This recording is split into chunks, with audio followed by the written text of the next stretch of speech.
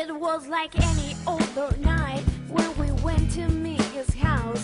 Johnny cooked a tasty dinner. Bonjour à tous et soyez les bienvenus dans cette émission spéciale distributeur. Vous voulez devenir vendeur et vous avez entendu parler du fameux statut de VDI, vendeur à domicile indépendant. Alors qu'est-ce que c'est que ce statut? D'où vient-il? Et comment il s'articule de manière administrative? Eh bien toutes ces questions et puis bien d'autres questions, nous allons en avoir les réponses avec notre invité du jour qui est Michel Bielikov. Bonjour. Bonjour Loïc. Vous êtes expert en vente directe depuis des années, oui. Depuis des années, peut-être même depuis le début. Ben, je suis dans la vente directe depuis 1980. Voilà, ce qui fait donc un bail en tout cas. Et vous êtes donc, vous avez votre propre cabinet qui est SGFI. Donc vous êtes tout indiqué pour nous parler du statut de VDI. D'autant que je crois savoir que vous étiez à l'origine des discussions. Est-ce que vous pouvez nous rappeler, nous raconter d'où vient ce statut de vendeur à domicile indépendant? Tout à fait.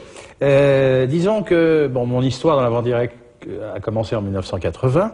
À l'époque, pas de statut sinon le VRP ou le représentant, et encore de gros problèmes parce que il fallait en principe respecter une quantité de contraintes très difficiles pour une société. En 1986, on a eu une dérogation, tout à fait, c'était un peu le précurseur en fait du VDI, dérogation au niveau de la sécurité sociale qui permettait de payer des cotisations sur la base du nombre de réunions, système un petit peu compliqué, sur la base du nombre de réunions et qui permettait en particulier d'alléger considérablement les charges sociales pour les VDI et pour la société. Puis en 91, je dirais la loi fondatrice des VDI qui reconnaissait ce statut et qui le pérennisait en quelque sorte. Alors deux mots, si vous voulez, sur en fait ce statut. C'est un statut social, donc c'est un statut au regard de la sécurité sociale. Et donc de la loi. Et de la loi, absolument. Et c'est un statut qui assimile, et je pèse mes mots, qui assimile le VDI à un salarié dans le domaine de la sécurité sociale, mais pas en ce qui concerne le droit du travail.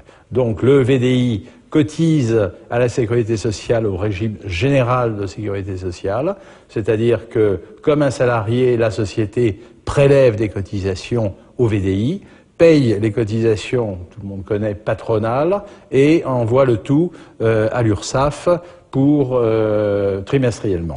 En quoi ce statut, alors, a-t-il été un peu novateur, finalement, à l'époque? Mais il était complètement novateur parce que, hors salarié, point de salut, c'est-à-dire que toutes les personnes travaillant dans la vente directe, soit étaient salariés, soit étaient, entre guillemets, indépendants, mais la plupart du temps non inscrits, donc dans des situations totalement irrégulières. Donc ce statut a permis de travailler en tant qu'indépendant dans la vente directe, à temps partiel, choisi, tout ce que vous voudrez, et de payer des cotisations et d'être en règle avec ses cotisations sociales. Et finalement, est-ce que c'est pas ce statut qui a institué la vente directe telle qu'on la connaît aujourd'hui, c'est-à-dire en faisant un exit un petit peu à tout ce qui était vente pyramidale et vente un peu illégale? Ben, je pense que le statut, lorsqu'il a été créé en 91, a eu deux avantages. Premier avantage, c'était de légaliser quelque part le travail indépendant dans la vente directe. Et le deuxième avantage, ça a été de faire venir plein de candidats à la vente directe. C'est-à-dire que des sociétés étrangères sont arrivées à l'époque en quantité. Des sociétés françaises ont profité de l'opportunité de ce statut pour se développer. Je nommerai les Charlotte, De Marle et autres. Qui sont aujourd'hui les succès qui sont aujourd'hui incontestés en les France. succès en France.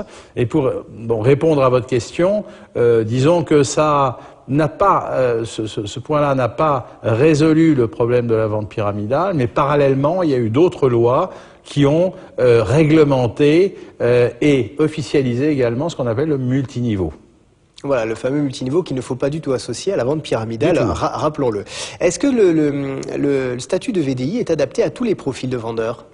Écoutez, le statut VDI aujourd'hui est quand même adapté à des vendeurs qui veulent prendre une activité à temps partiel, réduite, et donc elle n'est pas adaptée à celles qui souhaitent réellement faire une carrière dans la vente directe. Mais pour ces derniers, c'est une étape. Ensuite, ils s'inscrivent au registre du commerce, au registre des agents commerciaux, s'ils le souhaitent. Donc en fait, le choix du statut, bon, souvent est imposé par l'entreprise, mais il faut bien donc prendre en compte qu'être VDI, c'est plus pour une activité donc complémentaire, c'est ce que vous dites. Absolument.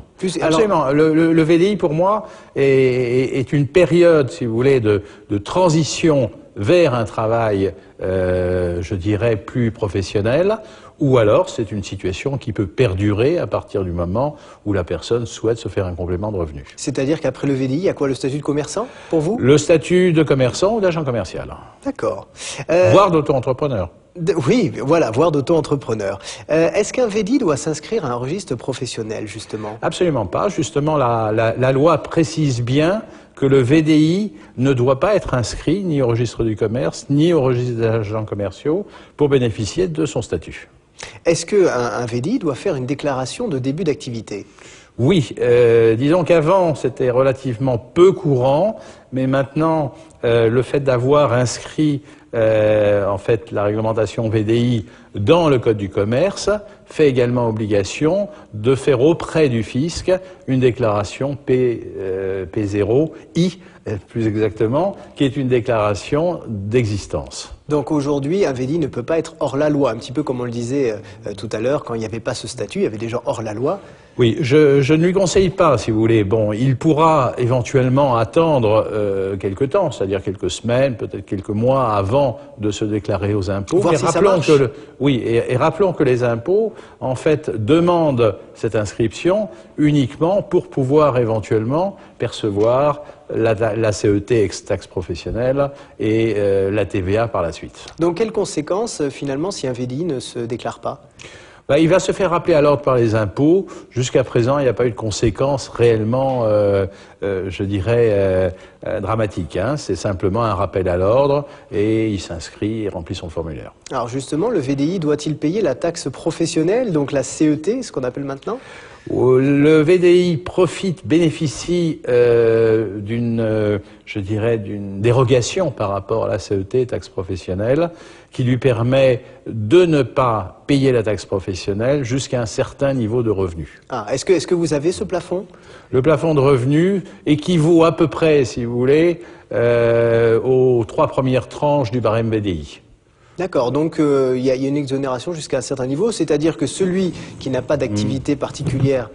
Je peux vous le dire. Oui. Ah ben, j'ai pris mes anti-sèches. Alors, dites-nous. Donc, je vais vous dire ça immédiatement. Taxe professionnelle, c'est 16,5% du plafond annuel, soit 5 833 € par an. 5 833 € par an. Bien, donc ça permet en fait à ceux qui vivotent, entre guillemets, un petit peu, de ne pas avoir de charges particulières. Absolument. Voilà. Et l'auto-entrepreneur, parlons-en. Est-ce qu'il vaut mieux être VDI ou auto-entrepreneur? Écoutez, d'abord, est-ce qu'on a le choix? C'est la première bonne question. Est-ce que les entreprises laissent le choix? Alors, les entreprises, en général, ne laissent pas le choix parce qu'ils ont un réseau de VDI et souvent même un réseau de VDI acheteurs-revendeurs ou mandataires.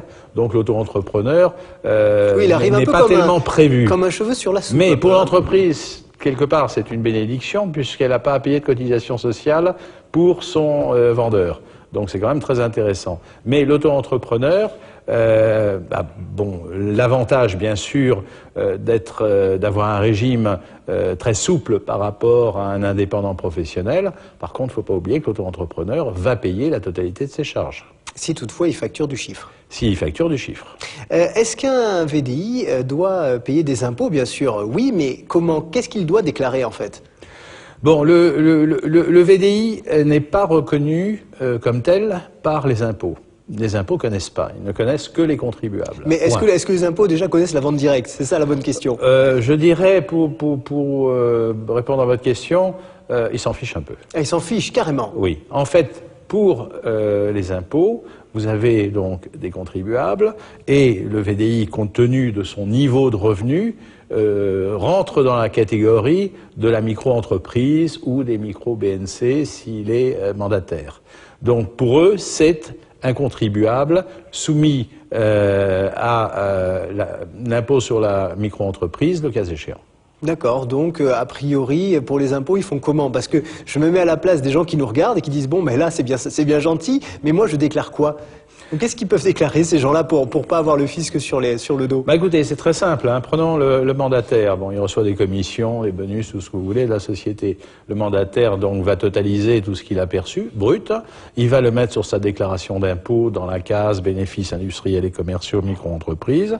Un montant, il va avoir une déduction, un abattement pour frais professionnels, et les impôts vont lui demander de payer en fonction de sa tranche d'imposition. Est-ce qu'il y a eu des cas d'incompréhension avec les impôts où justement les gens disent mais je suis VDI, je déclare en tant que VDI et les impôts ne connaissant pas, est-ce qu'il y a eu des incompréhensions? Non, pas du tout, parce que en fait, si le VDI déclare correctement ses revenus, il est un contribuable, il va déclarer exactement comme n'importe quelle micro-entreprise au niveau des impôts, c'est la même chose. Et la retraite alors? Alors la retraite... Parce que c'est juste le volet central maintenant de la vie de tout un chacun, hein, c'est de savoir ce qu'on va toucher à la retraite. Donc est-ce qu'un VDI touche la retraite et qu'est-ce qu'il touche? Bon, le VDI va toucher, mais il faut quand même remettre un petit peu les pendules à l'heure. Le VDI est fait, comme je vous ai dit, c'est un statut qui est fait pour un travail occasionnel, un complément de revenu. Donc il ne faut pas s'attendre à des miracles. Par contre, il va toucher, il ne va pas cotiser à la retraite complémentaire, contrairement aux salariés. Il ne va pas non plus cotiser au chômage, contrairement aux salariés.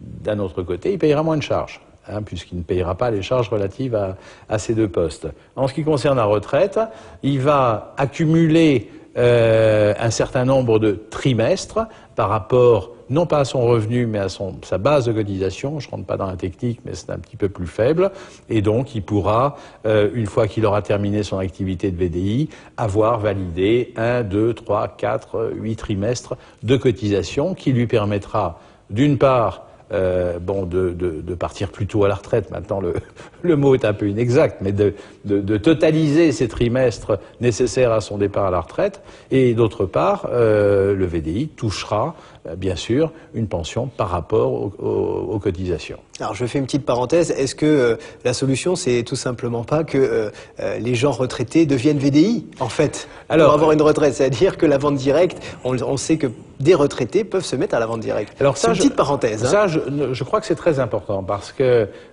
jusqu'à il y a quelques années, les personnes retraitées pouvaient reprendre une activité, mais avec des freins, des conditions, etc., un maximum de revenus. Tout ça est terminé. Donc maintenant, il y a une liberté à partir du moment où vous avez atteint l'âge fatidique qui est de 65 ans, il ne faut pas l'oublier, il y a une liberté complète de reprendre une activité indépendante.